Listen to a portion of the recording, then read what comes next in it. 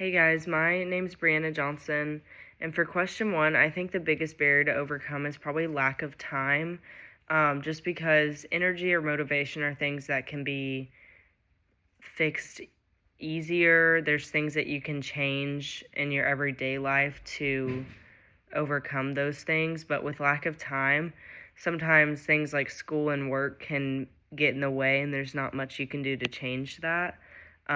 And that is why it's so challenging, because if you maybe start sleeping less and going to the gym more, you might experience burnout or fatigue and things like that. So that one's a tricky barrier to overcome. For question two, I think the reason that people struggle to maintain exercise programs is because it can be really challenging or maybe discouraging at times. And I think a lot of self-doubt comes into play. Maybe a confidence issue can get in the way as well.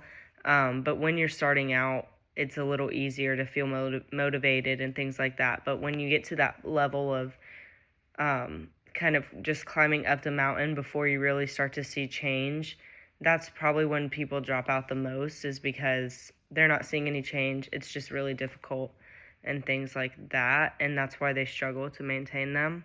For question three, I think the most effective exercise program is most likely in schools, not because it's the best exercise programs, but just because generally, like if we're talking in primary schools, the children are forced to be involved, and that makes them have to work out and things like that, rather than if it was an option, they wouldn't.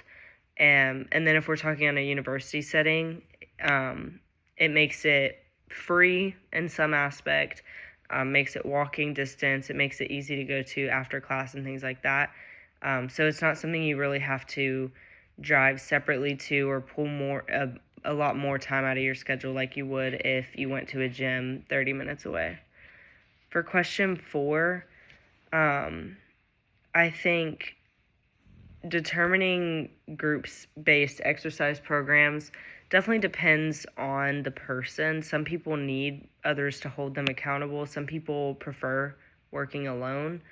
And so I think it just depends on that. I think there is different groups for all kinds of people, but I think it really just comes down to personality, and also maybe the circumstance.